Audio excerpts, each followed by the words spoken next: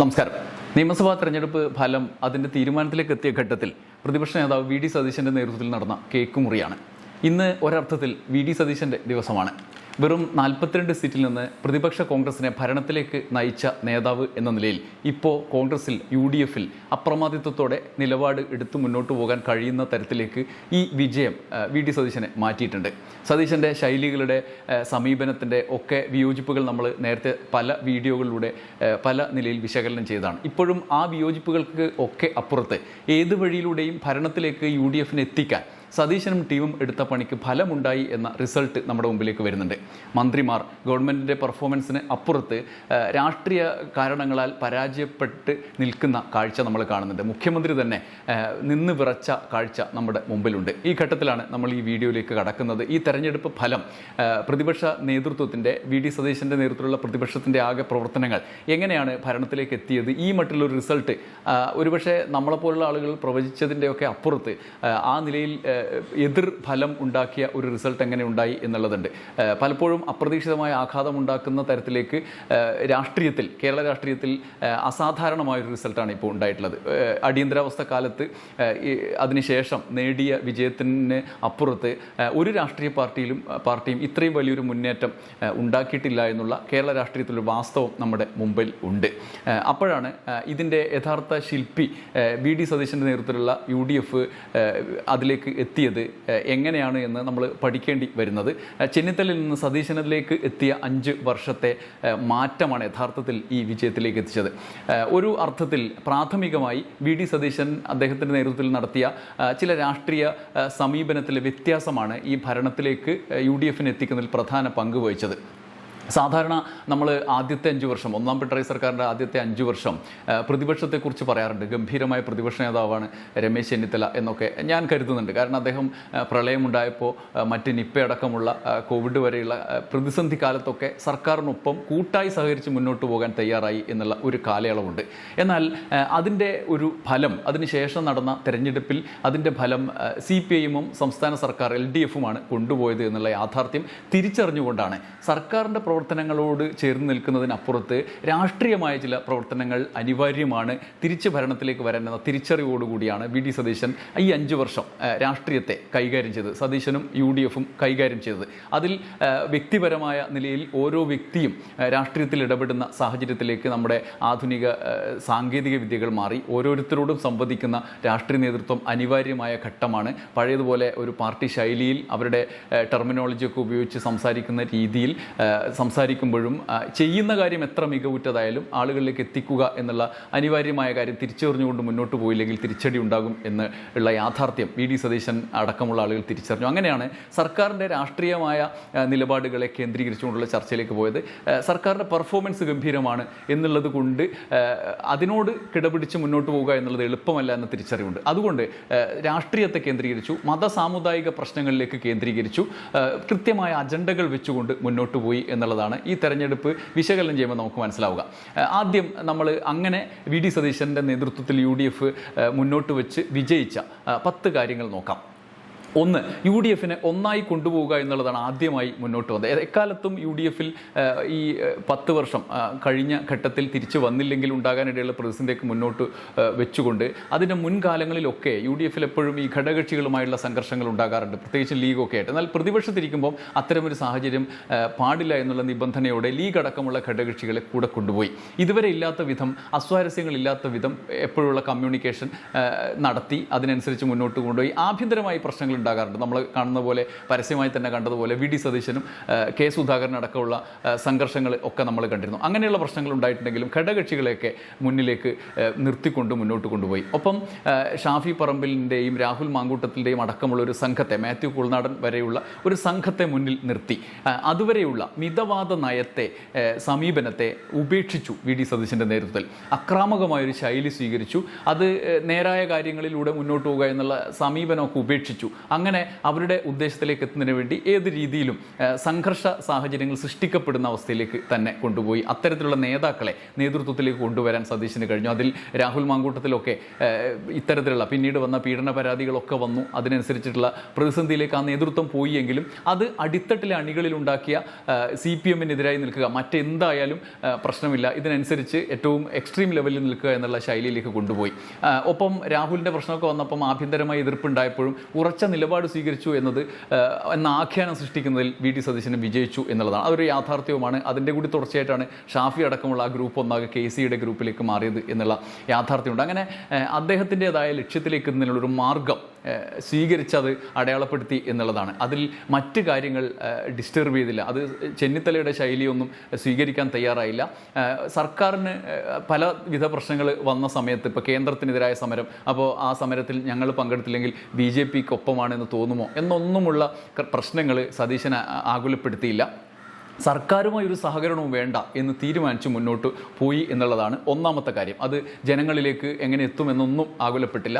സർക്കാരിനെതിരെ നിരന്തരം സംസാരിച്ചുകൊണ്ടിരിക്കുക. അത് നല്ല കാര്യമായാലും മോശം കാര്യമായാലും ഇപ്പോൾ വികസന കാര്യങ്ങളിൽ കേരളയിൽ പോലുള്ള പ്രശ്നം വന്നപ്പോഴും അതിനുശേഷമുള്ള പല കാര്യങ്ങളും, വയനാട് തുരങ്കപാത വന്നപ്പോഴൊക്കെ എതിർത്ത് നിൽക്കുക. അത് ജനങ്ങൾക്ക് ഗുണമുണ്ടോ ഇല്ലയോ എന്നുള്ളതല്ല, ഗുണമുണ്ടെങ്കിൽ പോലും അതിനെ എതിർക്കുക എന്നുള്ള ശൈലിയിലേക്ക്, എക്സ്ട്രീം പ്രതിപക്ഷത്തിൻ്റെ ശൈലിയിലേക്ക്, പഴയ കാലത്തൊക്കെ കണ്ടിരുന്ന പ്രതിപക്ഷ ശൈലിയിലേക്ക് കൊണ്ടുപോയി അതിനുള്ള ഒരു ഫലം ഉണ്ടായി, എതിരാളി എന്ന തോന്നൽ ഉണ്ടാക്കി എന്നുള്ളതാണ്. രണ്ടാമത്തേത്, ഈ തരത്തിലുള്ള പ്രശ്നങ്ങളെ മുന്നോട്ട് വെക്കുമ്പോൾ തന്നെ അപ്പുറത്ത് മികവിൻ്റെ ഭരണത്തെ മുൻനിർത്താനാണ് ഈ പിണറായി വിജയൻ സർക്കാർ, രണ്ടാം സർക്കാരും മുന്നോട്ട് വന്നത്. നമ്മുടെ മികവുകളെ, ഈ 10 വർഷക്കാലം ഉണ്ടാക്കിയ മികച്ച കാര്യങ്ങളെ, വിദ്യാഭ്യാസം, ആരോഗ്യം ഒക്കെയുള്ള കാര്യങ്ങളെ മുൻനിർത്തി അവർ മുന്നോട്ട് പോയി. അതിനനുസരിച്ചിട്ടുള്ള പ്രവർത്തനങ്ങൾ അവർ നടത്തുകയും ചെയ്തു. കേരളത്തിന് പല രീതിയിലുള്ള അംഗീകാരങ്ങൾ ലഭിക്കുന്നു എന്നുള്ളതിനപ്പുറം സാധാരണ മനുഷ്യർക്ക് അതിൻ്റെ ഉപയോഗം ലഭിച്ചു. ക്ഷേമ പദ്ധതികൾ, സാധാരണ മനുഷ്യന് ഗുണകരമായ പദ്ധതികളൊക്കെ ഉണ്ട്. പക്ഷേ അതൊന്നുമല്ല, അതൊക്കെ അവകാശമാണ് എന്ന ആഖ്യാനത്തിന് ശേഷം അതൊന്നുമല്ല വേണ്ടത് എന്നുള്ള തരത്തിലേക്ക് കാര്യങ്ങൾ എത്തിക്കാനും അത്തരത്തിലുള്ള ഒരു ചർച്ചയ്ക്ക് തന്നെ ഇടം കൊടുക്കാത്ത വിധം സാമൂഹ്യ സാഹചര്യത്തെ മാറ്റാനും VD സതീശന് കഴിഞ്ഞു എന്നുള്ളതാണ്. അത് കൃത്യമായ പദ്ധതിയുടെ അടിസ്ഥാനത്തിൽ കഴിഞ്ഞു എന്നുള്ളതാണ്. അടുത്തത്, മുസ്ലിം സംരക്ഷകർ എന്ന ഒരു പരിവേഷം ഇനി VD സതീശൻ്റെ നേതൃത്വത്തിൽ ലക്ഷ്യം വെച്ച സാമുദായിക സന്തുലിതാവസ്ഥയുണ്ട്. CPM-ൻ്റെ ഏറ്റവും വലിയ മേൽക്കൈ മുസ്ലിം സംരക്ഷകർ, ന്യൂനപക്ഷ സംരക്ഷകർ എന്ന പരിവേഷമായിരുന്നു. അതിൽ നിന്ന് CPM-നെ അടർത്തി മാറ്റുക എന്നുള്ളതായിരുന്നു അടുത്ത ഘട്ടം. അത് വിജയകരമായി പൂർത്തിയാക്കുന്നതിന് വേണ്ടിയുള്ള തന്ത്രങ്ങൾ ഈ സർക്കാരിൻ്റെ ഒരു 2 വർഷം കഴിയുമ്പോൾ തന്നെ രാമക്ഷേത്ര ഉദ്ഘാടന ക്ഷണം വന്ന ഘട്ടം മുതൽ ആരംഭിച്ചിരുന്നു. രാമക്ഷേത്രത്തിലേക്കുള്ള ഉദ്ഘാടനത്തിലെ ക്ഷണം യെച്ചൂരിയുടെ അടുത്തേക്ക് കൊണ്ടുപോയി യെച്ചൂരി അതിനെ വാതുക്കെ വെച്ച് തന്നെ തിരിച്ചു പോയിക്കോ എന്ന് പറയുകയും കോൺഗ്രസ് അത് സ്വീകരിക്കുകയും ചെയ്തു. എന്നാൽ ഇതൊക്കെ ഒരു രാഷ്ട്രീയ ഗിമ്മിക്കാണെന്ന ആഖ്യാനം അവിടെ നിന്ന് ആരംഭിക്കുകയാണ്. പിന്നീട് ഓരോ പ്രശ്നങ്ങൾ വരുമ്പോഴും അതിനനുസരിച്ചിട്ടുള്ള ആഖ്യാനങ്ങളിലേക്ക് എത്തിക്കാൻ VD സതീശന് കഴിഞ്ഞു. ജമാഅത്തെ ഇസ്ലാമിയെ കൂടെ നിർത്തി അതിസമർത്ഥമായി അത് സാധിച്ചെടുത്തു. മുസ്ലിം സമൂഹത്തിൻ്റെ ഇടയിൽ അവരുടെ മാധ്യമം മീഡിയ വണ്ണിൻ്റെ വലിയ സാധ്യതയെ മുൻനിർത്തി അത്തരത്തിലൊരു പ്രവർത്തനത്തിലേക്ക് എത്തിക്കാനും ദീർഘവീക്ഷണത്തോടെ പെരുമാറാനും ഈ മാധ്യമ ലോകത്തെ ആകെ തങ്ങളുടെ നറേറ്റീവിലേക്ക് നയിക്കാനും ആയി. CPM എന്ത് ചെയ്താലും, സർക്കാർ എന്ത് ചെയ്താലും അത് ന്യൂനപക്ഷ വിരുദ്ധം എന്ന ആഖ്യാനത്തിലേക്ക് കാര്യങ്ങൾ എത്തിച്ചു. ഇപ്പോൾ പോലീസാണ് ആദ്യത്തെ കാര്യമായി ഉണ്ടായിരുന്നത്. പോലീസ് നയം മൊത്തം മുസ്ലിങ്ങൾക്കെതിരാണ് എന്നുള്ള നയം, ഒപ്പം വിദ്യാഭ്യാസ നയം, ഒടുവിൽ PMC-യിൽ ഇപ്പോൾ കോൺഗ്രസിൻ്റെ ഇന്ത്യയിലെ എല്ലാ സംസ്ഥാന സർക്കാരുകളും കോൺഗ്രസിൻ്റെ നേതൃത്വത്തിലുള്ള സർക്കാരുകളും PMC-യിൽ ഒപ്പിട്ടു. പക്ഷേ കേരളം അതിലേക്കൊരു സ്റ്റെപ്പ് വെച്ചപ്പോൾ അത് BJP-യുമായുള്ള ഒത്തുതീർപ്പ്, ന്യൂനപക്ഷങ്ങളെക്കെതിരായ നിലപാട്, മുസ്ലിം വിരുദ്ധം എന്ന ആഖ്യാനത്തിലേക്ക് ഫലവത്തായി അടയാളപ്പെടുത്തി എന്നുള്ളതാണ്. അത്തരത്തിലുള്ളൊരു നീക്കം ജമാഅത്തെ ഇസ്ലാമിയെ മുൻനിർത്തി നടത്തി എന്നുള്ളതാണ്. അതിൻ്റെ മുന്നോടിയായി മറ്റ് ഇപ്പോൾ സുന്നികളടക്കമുള്ള മറ്റ് സംഘടനകളൊക്കെ UDF-നെതിരായി അല്ലെങ്കിൽ ജമാഅത്തെ ഇസ്ലാമിയുടെ ഈ സഖ്യത്തിനെതിരായി രംഗത്ത് വന്നുവെങ്കിലും അതൊന്നും മൈൻഡ് ചെയ്യാതെ മുസ്ലിം സമൂഹത്തെ ലക്ഷ്യം വെച്ചിട്ടുള്ള ഇത്തരത്തിലുള്ള ആഖ്യാനങ്ങൾക്ക് നേതൃത്വം നൽകി. അത് ഫലവത്തായി. അതിൻ്റെ അവസാന ഘട്ടത്തിൽ വെള്ളാപ്പള്ളി രംഗത്ത് വരികയും വെള്ളാപ്പള്ളി ഒരു ഭാഗത്ത് ഇത്തരത്തിലുള്ള പ്രസ്താവനകൾ നടത്തുന്ന സാഹചര്യം CPM-നെ പ്രതിക്കൂട്ടിലാക്കുന്ന അവസ്ഥയിലേക്ക് ഈ ആഖ്യാനം കൊണ്ടുപോവുകയും ചെയ്തു എന്നുള്ളത് വലിയ വിജയം കരസ്ഥമാക്കി. അതിപ്പോൾ മീഡിയ വണ്ണായാലും ജമാഅത്തെ ഇസ്ലാമി ആയാലും UDF-ഉം ആ നിലയിൽ വെള്ളാപ്പള്ളി പിണറായി എന്ന ഒരു കോമ്പിനേഷനിലേക്ക്, ഇപ്പുറത്ത് 2 ഈഴവർ അപ്പുറത്ത് മുസ്ലിം എന്നുള്ള ആംഗിളിലേക്ക് ഇത് എത്തിച്ചു. അതിന് പക്ഷേ സമർത്ഥമായി ജനങ്ങളിൽ വിശദീകരണം നൽകിക്കൊണ്ട് വിശ്വസനീയമായ നിലയിലേക്ക് അവരുടെ നിലപാട് എത്തിക്കുന്നതിൽ CPM പരാജയപ്പെട്ടു എന്നുള്ളതൊരു യാഥാർത്ഥ്യമാണ്. ഓരോ ഘട്ടത്തിലും ഇനി വെള്ളാപ്പള്ളിയെ ന്യായീകരിച്ചിട്ടില്ല അല്ലെങ്കിൽ വെള്ളാപ്പള്ളിക്ക് അനുകൂലമായ നിലപാടെടുത്തിട്ടില്ല എന്നൊക്കെയുള്ള വസ്തുത നിലനിൽക്കുമ്പോൾ തന്നെ അതിനനുസരിച്ചിട്ട് ജനങ്ങളിലേക്ക് അത് എത്തിക്കുന്നതിൽ പരാജയപ്പെട്ടു. അവർ വെള്ളാപ്പള്ളിക്ക് വേണ്ടി നിലകൊള്ളുന്ന ആളുകളാണ് എന്ന് പറയുന്ന ആഖ്യാനത്തെ കൗണ്ടർ ചെയ്യാൻ അവർക്ക് കഴിഞ്ഞില്ല എന്നുള്ളത് കൂടി ഇതിനോട് ചേർത്ത് വയ്ക്കണം. അതിനെ സമർത്ഥമായിട്ട് അദ്ദേഹം വി.ഡി. സതീശൻ്റെ നേതൃത്വത്തിൽ ഉപയോഗിച്ചു. അത് വിജയകരമായി മാറി, ഒരു ന്യൂനപക്ഷ ഏകീകരണത്തിനുള്ള കാരണമായി മാറി എന്നുള്ളത് ഈ റിസൾട്ട് വ്യക്തമാക്കുന്നുണ്ട് എന്നുള്ളതാണ് യാഥാർത്ഥ്യം. നാലാമത്തേത്, ഇതിൻ്റെ തുടർച്ചയായി CPM-ലെ ഹിന്ദു പേരുകാരെ ലക്ഷ്യം വെച്ചുകൊണ്ട് സംഘപരിവാർ ചാപ്പയടിക്കുന്നതിൽ അത് വലിയ വിജയം നേടി, അതിലേക്ക് എത്തിക്കുന്നതിൽ സാധിച്ചു. ഇപ്പോൾ ഈ തരത്തിലുള്ള BJP സഖ്യം എന്ന ആഖ്യാനം സൃഷ്ടിക്കുമ്പോൾ തന്നെ പിന്നണിയിൽ അണിനിരക്കുന്ന മാധ്യമങ്ങൾ, ഇപ്പോൾ മീഡിയ വൺ അടക്കമുള്ള മാധ്യമങ്ങൾ, പിണറായി വിജയൻ മുതൽ M സ്വരാജ് വരെയുള്ള ആളുകൾക്ക് അത്തരത്തിലുള്ള ചാപ്പയടിക്കുന്നതിൽ വിജയിപ്പിച്ചെടുത്തു എന്നുള്ളതാണ്. അതിൻ്റെ കൂടി ബലത്തിൽ ഈ BJP ഒത്തുതീർപ്പ് അല്ലെങ്കിൽ മുസ്ലിം വിരുദ്ധത എന്ന ആഖ്യാനം വിജയിപ്പിച്ചെടുക്കുന്നതിൽ അവർക്ക് കഴിഞ്ഞു. അഞ്ചാമത്തേത്, ഒന്നാം പിണറായി വിജയൻ സർക്കാരിൽ നിന്ന് പ്രധാന വെല്ലുവിളിയായി മുന്നോട്ട് വന്നിരുന്നത് ഭരണാധികാരി എന്ന നിലയിൽ പിണറായി വിജയൻ്റെ മികവായിരുന്നു. അതോടൊപ്പം മറ്റ് രംഗങ്ങളിലെ മുന്നേറ്റവും അത് ഈ രണ്ടാം സർക്കാരിൻ്റെ തരംഗത്തിന് തന്നെ കാരണമായി എന്നുള്ളത് നിങ്ങൾക്കറിയാം. അത്തരത്തിലുള്ള ആഖ്യാനങ്ങൾ നമ്മുടെ മുമ്പിലേക്ക് വാർത്തകളായിട്ടൊക്കെ വന്നതാണ്. പിണറായി തരംഗം എന്നായിരുന്നു ഈ രണ്ടാം സർക്കാരിൻ്റെ സ്റ്റാർട്ടിങ്ങിലെ തലവാചകങ്ങൾ തന്നെ. അത് പൊളിക്കുക എന്നുള്ളത് ഇവരുടെ പ്രധാന ലക്ഷ്യമായിരുന്നു. ഇല്ലെങ്കിൽ അത് മുന്നോട്ട് പോവുക എളുപ്പമല്ല. ഒരു വലിയ ബിംബം, പിണറായിയെ കേന്ദ്രീകരിച്ചുള്ള ഒരു വലിയ ബിംബം മുന്നിൽ നിർത്തിക്കൊണ്ട് വി.ഡി. സതീശനെ പോലെ പിണറായിയുമായി താരതമ്യം ചെയ്യുന്ന സമയത്ത് ജൂനിയറായ ഒരു നേതാവിന് മുന്നോട്ട് പോവുക എളുപ്പമല്ല. അതുകൊണ്ട് ചർച്ചകൾ പിണറായിയെ കേന്ദ്രീകരിച്ചുള്ള ചർച്ചകളായി മാറി. അതിലേക്ക് സമൂഹത്തെ നയിച്ചു. അദ്ദേഹത്തിൻ്റെ വ്യക്തിപരമായ സമീപനങ്ങളെ പൊതുപ്രശ്നമാക്കി ഉയർത്തിയെടുത്തു. ധാർഷ്ട്യം മുതലായ സമീപനങ്ങൾ, അദ്ദേഹത്തിൻ്റെ രോഷം, മൈക്ക് ഓഫ് ആയി കഴിഞ്ഞാലുള്ള രോഷമടക്കം, ഈ ഇത്തരത്തിലുള്ള വ്യക്തിപരമായ പ്രത്യേകതകളെ നേരത്തെ അതിനെ അലങ്കാരമായി മാറ്റിയ മാധ്യമങ്ങളുടെ തന്നെ ആഖ്യാനങ്ങൾ നമ്മുടെ മുമ്പിലുണ്ട്. ഇപ്പോൾ രണ്ടാം പിണറായി സർക്കാർ ഇങ്ങനെ വന്ന സമയത്ത് അദ്ദേഹത്തിൻ്റെ രോഷത്തെയൊക്കെ അത് വ്യക്തിപരമായ പ്രത്യേകതകളാണ്, ഉള്ളിലുള്ളതുപോലെ പുറത്ത് പെരുമാറുമെന്നൊക്കെ മനോരമയിലടക്കം പ്രത്യേക അനുബന്ധ സ്റ്റോറികളൊക്കെ വന്ന സാഹചര്യം നമ്മുടെ മുമ്പിലുണ്ട്. എന്നാൽ അതിനെ ഈ സാഹചര്യത്തിൽ അത് ഈ പുതിയ സാങ്കേതിക വിദ്യയുടെ കൂടി അടിസ്ഥാനത്തിൽ ഓരോരുത്തരുടെയും കയ്യിലേക്ക് എത്തുന്ന വാട്സപ്പ് ദൃശ്യങ്ങളായി നമ്മളോട് പെരുമാറുന്ന അത്തരത്തിലുള്ള പെരുമാറ്റമായി അത് മാറി. അത് തിരിച്ചറിഞ്ഞുകൊണ്ട് പെരുമാറാൻ CPM-നും കഴിഞ്ഞില്ല. അതിനനുസരിച്ചിട്ടുള്ള ഒരു ഭാവുകത്വം, പുതിയ കാലത്തിൻ്റെ ഭാവുകത്വം സ്വീകരിക്കാൻ CPM-നും കഴിഞ്ഞില്ല. അത് നമ്മൾ മറ്റൊരു വീഡിയോയിൽ വിശദമായി പറയുന്നുണ്ട്. അതിൽ UDF വിജയിച്ചു. പിണറായി വിജയനെ പ്രധാന ബിംബമാക്കി ഇവർ ഇങ്ങനെ ഒരു തെരഞ്ഞെടുപ്പിൽ കൊണ്ടുവരുമെന്ന് തിരിച്ചറിഞ്ഞുകൊണ്ട് തന്നെ അദ്ദേഹത്തിൻ്റെ കുടുംബകാര്യം, വ്യക്തിപരമായ കാര്യം, അദ്ദേഹത്തിൻ്റെ ധാർഷ്ട്യം, അദ്ദേഹം കമ്മ്യൂണിസ്റ്റ് വിരുദ്ധമായ ശൈലിയുടെ ആളാണ് എന്നതടക്കമുള്ള ആഖ്യാനങ്ങളിൽ വിജയിച്ചു. അതിന് വി.ഡി. സതീശൻ സമർത്ഥമായി നേതൃത്വം നൽകി എന്നുള്ളതാണ്. ഇതിനൊക്കെ അപ്പുറത്താണ് മാധ്യമങ്ങളെ കൂടെ നിർത്തിയത്. നേരത്തെ ഞാൻ പറഞ്ഞതിൻ്റെ തുടർച്ചയാണ്. മീഡിയ വൺ തരത്തിലുള്ള ആഖ്യാനങ്ങളെ ആരംഭകാലത്ത് ആദ്യം വ്യാപകമായി സ്വീകരിക്കപ്പെട്ടില്ലെങ്കിലും പിന്നീട് ഏഷ്യാനെറ്റ് ന്യൂസ് അടക്കമുള്ള പ്രധാന മാധ്യമങ്ങളൊക്കെ അതിൻ്റെ പിന്നാലെ പോയി. മാത്രമല്ല, പിണറായി വിരുദ്ധ മാധ്യമ കൂട്ടായ്മകൾക്ക് കൃത്യമായ ലക്ഷ്യബോധം ഉണ്ടാക്കുന്നതിലും വിജയിച്ചു. അതിലേക്ക് നയിക്കുന്ന രാഷ്ട്രീയ ആഖ്യാനങ്ങൾ സമർത്ഥമായി വി.ഡി. സതീശന് നൽകാൻ കഴിഞ്ഞു എന്നുള്ളതാണ്. നേരത്തെ പറഞ്ഞ പോലെയുള്ള വ്യക്തിപരമായ പ്രത്യേകത, കുടുംബം, ഫാമിലി എന്നൊക്കെയുള്ള കാര്യങ്ങൾ നമുക്കറിയാം. ഏഴാമത്തെ പോയിന്റാണ്, നല്ല CPM മോശം CPM എന്ന ആഖ്യാനം വിജയിച്ചു. അതിനനുസരിച്ചുള്ള ഉള്ളടക്കം CPM അവർക്ക് ഇട്ടുകൊടുക്കുകയും ചെയ്തു. അതിൻ്റെ ഭാഗമായി ഒരു നിര സ്ഥാനാർത്ഥികളെ അണിനിരത്തിയതിൽ വലിയ വിജയം ഉണ്ടാക്കുന്നതിന് അദ്ദേഹത്തിന് കഴിഞ്ഞു. ഇപ്പോൾ നമ്മൾ തന്നെ ഒരു പ്രത്യേക വീഡിയോ തന്നെ ചെയ്തിട്ടുണ്ട്. CPM-ൽ നിന്ന് വന്ന 7 പേരാണ്, അല്ലെങ്കിൽ CPM സഖ്യത്തിലുണ്ടായിരുന്ന PV അൻവർ മുതൽ പാർട്ടി മെമ്പർമാരായിരുന്ന ആളുകളടക്കം 7 പേരെയാണ് സ്ഥാനാർത്ഥികളാക്കി വെച്ചിരുന്നത്. അതിലിപ്പോൾ PV അൻവറിനെ പോലുള്ള ആളുകൾ പരാജയപ്പെടുന്നുണ്ട് എങ്കിലും, സുരേഷിനെ പോലുള്ള ആളുകൾ വിജയിച്ചില്ല എങ്കിലും, സംസ്ഥാനത്താകെ പാർട്ടി അണികളിൽ ഒരു ആഖ്യാനം സൃഷ്ടിക്കുന്നതിൽ വിജയിച്ചു എന്ന് മാത്രമല്ല, പാർട്ടി മുന്നോട്ട് വെച്ച ഇത്തരം കാര്യങ്ങളിൽ അതൃപ്തരായ CPM-ൻ്റെ നേതൃത്വത്തിൽ നേതാക്കൾ ആയിരുന്ന ആളുകളുള്ള സഹതാപം വോട്ടായി മാറി, CPM-നെതിരായ വോട്ടമായി മാറി. അത് സതീശൻ്റെ കണക്കുകൂട്ടലുകൾ വിജയകരമാണ് എന്ന് തെളിയിച്ചു. ഇപ്പോൾ തളിപ്പറമ്പിൽ TK ഗോവിന്ദൻ്റെ സ്ഥാനാർത്ഥിത്വം അടക്കമുണ്ട്. അവിടെ PK ശ്യാമള, MV ഗോവിന്ദൻ്റെ ഭാര്യയെ സ്ഥാനാർത്ഥിയാക്കിയതിലുള്ള അതൃപ്തി CPM-ൽ, കാരണം CPM-നെതിരാണല്ലോ ഇത്തരത്തിലുള്ള സമീപനം UDF സ്വീകരിക്കുമ്പോൾ എതിർപ്പുള്ള ആളുകൾ, അതിനനുസരിച്ചുള്ള കണ്ടീഷൻ ചെയ്യപ്പെട്ട മനസ്സുകളാണ് CPM-ൻ്റെ ആണ്. അപ്പോൾ നമ്മൾ തന്നെ അങ്ങനെ ചെയ്യുന്നു.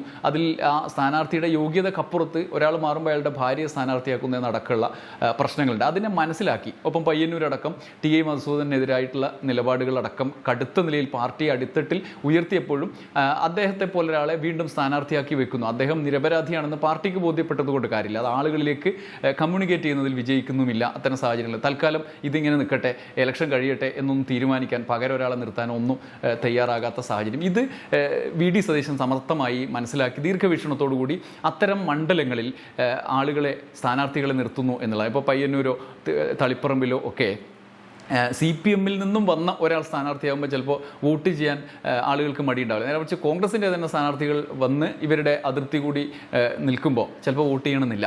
അപ്പോൾ നമ്മൾ പരിചിതനായ ഒരാൾ വരുന്നു എന്നുള്ളതാണ്. അത് ആ അർത്ഥത്തിൽ ശരിയായി. നമ്മുടെ ആരംഭത്തിൽ നമ്മൾ കണക്ക് കൂട്ടിയിരുന്നതിൽ നിന്നൊക്കെ നമ്മൾ സതീശൻ കണക്ക് കൂട്ടിയിരുന്നതും അദ്ദേഹത്തിനൊപ്പമുള്ള ആളുകൾ കണക്ക് കൂട്ടിയിരുന്നത് ശരിയാണ് എന്നുള്ളതാണ്. ബാക്കിയുള്ള കണക്കുകൂട്ടൽ തെറ്റാണെന്ന് തെളിയിച്ചു ഈ തെരഞ്ഞെടുപ്പ്. എട്ടാമത്തേത്, തെരഞ്ഞെടുപ്പുകളിൽ ഘട്ടം ഘട്ടമായി ഉണ്ടാക്കിയെടുത്ത വിശ്വാസ്യത VD സതീശൻ്റെ നേതൃത്വത്തിൽ. ഉദാഹരണത്തിന് ലോക്സഭാ തെരഞ്ഞെടുപ്പിൽ വലിയ തിരിച്ചടി LDF-നുണ്ടായി. അത് സ്വാഭാവികമാണ് എന്നുള്ള ഒരു തോന്നൽ നമുക്ക് അതിന് മുമ്പത്തെ ലോക്സഭാ തെരഞ്ഞെടുപ്പിൽ നിന്നും നമുക്ക് മുമ്പിലേക്ക് വരുന്നുണ്ട്. 2019-ലും 2021-ലും പിന്നീട് വന്ന 2021-ലെ നിയമസഭാ തെരഞ്ഞെടുപ്പിലൊക്കെ വന്ന മാറ്റങ്ങളൊക്കെ അങ്ങനെയാണ്, അതുപോലെ മാത്രമാണ് എന്ന തോന്നൽ നമുക്ക് ഉണ്ടാകാം. എന്നാൽ അത് കഴിഞ്ഞ് തദ്ദേശ തെരഞ്ഞെടുപ്പിലും വലിയ വിജയം ഉണ്ടായി. ഇതൊന്നുമല്ല, ഇതിനൊക്കെ അപ്പുറത്ത് ഉപതെരഞ്ഞെടുപ്പുകളിലും വിജയമുണ്ടായി. ഒരുപക്ഷെ ഉപതെരഞ്ഞെടുപ്പിൽ ഒരു സീറ്റ് പോലും CPM നിന്ന് പിടിച്ചെടുത്തിട്ടില്ല എങ്കിൽ പോലും ഉപതെരഞ്ഞെടുപ്പുകളിലൊക്കെ VD സതീശൻ്റെ നേതൃത്വം ഫലവത്തായി ഉപയോഗിക്കപ്പെട്ടു എന്ന് തിരിച്ചറിയുന്ന വിധത്തിലുള്ള റിസൾട്ട്, അങ്ങനെ ഒരു വിശ്വാസ്യത നേടിയെടുക്കാൻ അദ്ദേഹത്തിന് കഴിഞ്ഞു. അതിൻ്റെയൊക്കെ തുടർച്ചയായിട്ട് അദ്ദേഹം വനവാസത്തിന് പോകും ജയിച്ചില്ലെങ്കിൽ എന്നുള്ള ഒരു പ്രഖ്യാപനം കൂടി നടത്തി. അത് അത്തരമൊരു പ്രഖ്യാപനം രാഷ്ട്രീയ നേതാവിന് യോജിച്ചതല്ല എന്ന് നമുക്ക് വ്യാഖ്യാനം ചെയ്ത് പറയാവുന്നതാണ്. ഇപ്പോൾ വനവാസം ഒരു അരാഷ്ട്രീയ പ്രസ്താവനയാണ്. ഒരു രാഷ്ട്രീയ നേതാവ് ഞാൻ ജയിച്ചില്ലെങ്കിൽ വനവാസത്തിന് വന്നു, അപ്പോൾ അദ്ദേഹത്തെ വിശ്വസിച്ച ഒരു വിഭാഗം ജനങ്ങൾ ഉണ്ടാവില്ല, അപ്പോൾ അവരെന്ത് ചെയ്യും എന്നുള്ള ചോദ്യമുണ്ട്. പക്ഷേ അദ്ദേഹം അതിനെ വളരെ സമർത്ഥമായി മുന്നോട്ട് കൊണ്ടുപോയി ആളുകളിലേക്ക് എത്തിച്ചു എന്നുള്ള ഒരു കാര്യം കൂടിയുണ്ട്. നമുക്കിപ്പോഴും അതിനോട് യോജിക്കുമ്പോൾ തന്നെ അത് ജനങ്ങളിൽ മറ്റു രീതിയിൽ ചർച്ച ചെയ്യപ്പെട്ടു എന്ന് വേണം ഈ റിസൾട്ടിൽ നിന്ന് മനസ്സിലാക്കാൻ. ഒപ്പം തുടർ ഭരണം എന്ന ഒരു സൗകര്യം അത് UDF-നാണ് സൗകര്യപ്പെട്ടത് എന്നാണ് നമുക്കിപ്പോൾ മനസ്സിലാവുക. സാധാരണ കേരളത്തിൽ 5 കൊല്ലം കഴിഞ്ഞ് അടുത്ത 5 കൊല്ലത്തേക്ക് സ്വാഭാവികമായ റൊട്ടേഷനാണ് വന്നുകൊണ്ടിരുന്നത്. എന്നാൽ ആ ആദ്യത്തെ 5 കൊല്ലത്തെ റൊട്ടേഷൻ 10 കൊല്ലം കഴിയുമ്പോൾ സ്വാഭാവികമായി വരും എന്ന് തിരിച്ചറിഞ്ഞുകൊണ്ടുള്ള സതീശൻ്റെ പ്രവർത്തനങ്ങൾ, പ്രധാനമായി ആളുകളിൽ മടുപ്പുണ്ടാക്കിയ കാര്യങ്ങളടക്കം തിരിച്ചറിഞ്ഞുകൊണ്ടുള്ള പ്രവർത്തനങ്ങൾ പ്രധാനമായി റിസൾട്ടിൽ സ്വാധീനിച്ചു എന്നുള്ളതാണ് ഒരു കാര്യം. അതിനനുസരിച്ചിട്ടുള്ള ഒരു മാറ്റം വേണ്ടേ എന്ന് നടക്കുള്ളൂ. കാരണം 10 കൊല്ലം എന്ന് പറഞ്ഞാൽ അത്ര എളുപ്പമുള്ള കാലമല്ല. ഒരു വിദ്യാർത്ഥിയായിരിക്കുമ്പോൾ സ്കൂളിൽ ഒരു അപ്പർ പ്രൈമറി സ്കൂൾ അടിസ്ഥാന വിദ്യാഭ്യാസം നേടിക്കൊണ്ടിരിക്കുന്ന ഒരു വിദ്യാർത്ഥി വോട്ടറായി മാറിയ ഒരു കാലമാണ് ആദ്യത്തെ ഒരു വർഷം മുതൽ, ഒന്നാം പിണറായി സർക്കാരിൻ്റെ ആദ്യഘട്ടം മുതൽ ഇന്ന് എത്തുമ്പോൾ. അപ്പോൾ അവർക്ക് അതിന് മുൻകാലത്തെക്കുറിച്ചുള്ള വലിയ തിരിച്ചറിവുകളൊന്നും ഉണ്ടാവണമെന്നില്ല. അതുകൊണ്ട് പുതിയ കാലത്ത് ആ കാലത്തെ ഓർമ്മിപ്പിക്കുമ്പോൾ പോലും അതിനെ മൈൻഡ് ചെയ്യാതെ പുതിയ ആഖ്യാനങ്ങളിലേക്ക് എത്തുക എന്നുള്ളത്, അത്തരം രാഷ്ട്രീയ വിശദീകരണങ്ങൾ നൽകുക എന്നുള്ളത് കൃത്യമായി മനസ്സിലാക്കി UDF-നെ മുഴുവൻ അത്തരത്തിലുള്ളൊരു രീതിയിലേക്ക് മാറ്റിയെടുത്തു എന്നുള്ളത് VD സതീശനെ സംബന്ധിച്ച് പ്രധാനമാണ്. അല്ലാതെ ഇപ്പോൾ നമുക്ക് പവർ കട്ടില്ല അല്ലെങ്കിൽ നല്ല നിലയിലുള്ള ഭരണം, ആശുപത്രികൾ, സ്കൂളുകളൊക്കെ ഉണ്ട് എന്ന് പറയുമ്പോൾ തന്നെ ഇതൊക്കെ നമ്മുടെ ആവശ്യമാണല്ലോ, അത് നമുക്ക് തരേണ്ടത് സർക്കാരിൻ്റെ ഉത്തരവാദിത്തമാണല്ലോ എന്ന തോന്നലിലേക്കാണ് എത്തിക്കുന്നത്. അപ്പോൾ അതിലെന്താണ് മികവ് എന്നുള്ള തോന്നൽ ഇവർക്കുണ്ടാകുന്നത് ഈ 10 വർഷം മുമ്പുള്ള കാലം നമ്മുടെ ഓർമ്മയിൽ ഇല്ലാത്തത് കൊണ്ട് കൂടിയാണ്. അപ്പോൾ അങ്ങനെ ഒരു കാര്യം 10 വർഷം മുന്നത്തെ കാര്യത്തെക്കുറിച്ച് കൂടുതൽ സംസാരിക്കാനോ ചർച്ച ചെയ്യാനോ സതീശൻ്റെ സംഘം തയ്യാറായില്ല എന്നുള്ളത് കൂടി CPM-ന് വലിയ തിരിച്ചടി ഉണ്ടാക്കി. അപ്പോൾ ഈ ഒരു സാധ്യത കൂടിയുണ്ട്. 10 വർഷത്തിന് ശേഷമുള്ളൊരു ജനറൽ നമ്മുടെ ഒരു പുതിയ തലമുറയിലേക്ക് കടക്കുന്ന ഒരു ട്രാൻസ്ഫോർമേഷൻ പീരീഡ് ഉണ്ട്. അതാണ് പ്രധാനപ്പെട്ട കാര്യം. അതിപ്പോൾ നമുക്ക് ബംഗാളിൽ കാണാം. ബംഗാളിൽ 3 ടേം കഴിഞ്ഞിട്ട് മമതാ ബാനർജി പോകുന്നത് കാണാം. തമിഴ്നാട്ടിൽ വെറും രണ്ടാമത്തെ തുടർഭരണമേ കിട്ടാത്ത നിലയിലേക്ക് പുതിയ ആവേശം അവിടെ TVKയുടെ നേതൃത്വത്തിൽ വിജയ് വന്നതിൻ്റെ അടിസ്ഥാനത്തിൽ കാണാം. അങ്ങനെ ഒരു മാനസികാവസ്ഥയിലേക്ക് ആളുകൾ എത്തുന്നുണ്ട്. മനുഷ്യൻ പെട്ടെന്ന് മാറുന്ന ആളുകളായി മാറുന്നത് തിരിച്ചറിയാതെ നിൽക്കുമ്പോൾ തിരിച്ചടികൾ ഇത്തരത്തിൽ വരുന്നുണ്ട് എന്ന് CPM-ഉം തിരിച്ചറിയേണ്ട അവസ്ഥയുണ്ട് എന്നുള്ളതാണ്. അതിലൊക്കെ ഒരു കാഴ്ചപ്പാടോടുകൂടി മുന്നോട്ട് പോകാൻ അദ്ദേഹത്തിന് കഴിഞ്ഞു. അതിനൊക്കെ അപ്പുറത്ത് സർക്കാരിൻ്റെ മികവുകളെക്കുറിച്ചുള്ള ചർച്ചകളിലേക്ക് പോകാതെ ആ മികവുകളെ തകർക്കും വിധത്തിൽ ഒരുപക്ഷെ സമഗ്രമായ മികവ്, ഇപ്പോൾ ആരോഗ്യരംഗത്ത് സമഗ്രമായൊരു മികവ് ഉണ്ടാകാം, പക്ഷേ ഒരിടത്ത് ഒറ്റപ്പെട്ടതാണെങ്കിൽ ഒരു സംഭവം ഉണ്ടാകും, അതിനെ പ്രൊജക്റ്റ് ചെയ്ത് ചർച്ചകളിലേക്ക് കൊണ്ടുവരാനൊക്കെ സതീശൻ നന്നായി കഴിഞ്ഞു എന്നുള്ളതാണ്, അവരുടെ നേതൃത്വത്തിന് കഴിഞ്ഞു എന്നുള്ളതാണ് ഈ സമാനതകളില്ലാത്ത വിജയത്തിലേക്ക് നയിച്ച ഈ പ്രവർത്തന മികവിനെ നമ്മൾ അടയാളപ്പെടുത്തേണ്ടത്. അദ്ദേഹത്തിൻ്റെ ആ ഒരു പ്രവർത്തനത്തിലും നേതൃത്വത്തിലും വിയോജിപ്പുകൾ പല രീതിയിൽ ഉണ്ടായിരിക്കാം. വിയോജിപ്പുകൾ ഉണ്ടാവുന്ന തരത്തിലുള്ള പ്രവർത്തനങ്ങൾ തന്നെയാണ് പല ഘട്ടങ്ങളിലും ഉണ്ടായിട്ടുള്ളത് എന്ന് നമുക്ക് വിശകലനം ചെയ്യാനും പറ്റും. പക്ഷേ അതിനൊക്കെ അപ്പുറത്ത് ഭരണത്തിലേക്ക് എത്തിക്കുന്നതിന് വേണ്ടിയിട്ടുള്ള ക്രമാനുഗതമായ അജണ്ട സെറ്റ് ചെയ്ത് അതിനനുസരിച്ചിട്ടുള്ള ഓരോ പ്രവർത്തനങ്ങൾ നടപ്പാക്കുകയും ആളുകളിൽ അത്തരത്തിലുള്ളൊരു തോന്നലിലേക്ക് എത്തിക്കുകയും ചെയ്യുന്നതിൽ വിജയകരമായി മാറി എന്നുള്ളതാണ് സതീശൻ്റെ ഈ നേതൃത്വം. എന്തായാലും ഒരു കാര്യം ഉറപ്പാണ്, ഇത്തരത്തിലുള്ള ആ ഒരു തർക്കങ്ങളിലേക്കും നമ്മൾ നേരത്തെ കണ്ടതുപോലെയുള്ള മുഖ്യമന്ത്രി സ്ഥാനത്തേക്കുള്ള മത്സരങ്ങൾക്കൊന്നും ഇനി വലിയ പ്രസക്തിയില്ല എന്ന് ഉറപ്പിക്കുന്നതാണ് ഈ വിജയം എന്നുള്ളതാണ്. അത് നേരത്തെയുള്ള പ്രതിപക്ഷ നേതാവ് രമേശ് ചെന്നിത്തലയോ അല്ലെങ്കിൽ പറന്നിറങ്ങാമെന്ന് കരുതിയ KC വേണുഗോപാലിനുള്ള സാധ്യതകൾ അടക്കം വിധത്തിലുള്ള ഒരു റിസൾട്ട് ഇപ്പോൾ വന്നിട്ടുണ്ട്. അതിനനുസരിച്ചിട്ടുള്ള പ്രവർത്തനങ്ങളിലേക്ക് അല്ലെങ്കിൽ തീരുമാനങ്ങളിലേക്ക് UDF പോകാനാണ് സാധ്യത എന്നുള്ളത് കൂടിയാണ് പ്രധാനമാണ്. അതുകൊണ്ട് തന്നെ VD സതീശൻ്റെ ഈ വിജയം, അദ്ദേഹത്തിൻ്റെ നേതൃത്വത്തിലുള്ള UDFൻ്റെ ഈ വിജയം, അങ്ങനെ ഒരു മുഖ്യമന്ത്രി സ്ഥാനാർത്ഥി ആര് എന്ന തർക്കത്തിലേക്ക് ഇനി എങ്ങനെ പോകുമെന്ന് നമുക്കറിയില്ല. പക്ഷേ അതിനനുസരിച്ചിട്ടുള്ള ഒരു സാധ്യത അടഞ്ഞു കഴിഞ്ഞു എന്നുള്ളതാണ് VD സതീശനെ കൂടുതൽ ആഹ്ലാദവാനാക്കുന്നത് നമ്മൾ കാണുക. എന്തായാലും ഈ വിജയത്തിൽ അത്തരത്തിലുള്ളൊരു പ്രവർത്തന മികവ് അദ്ദേഹത്തിനുണ്ട് എന്നുള്ളത്, അതിൻ്റെ അടയാളമാണ് റിസൾട്ട് എന്നുള്ളത് കാണാതെ പോകാൻ കഴിയില്ല. ബാക്കി നമുക്ക് കാത്തിരുന്ന് കാണാം. നന്ദി, നമസ്കാരം.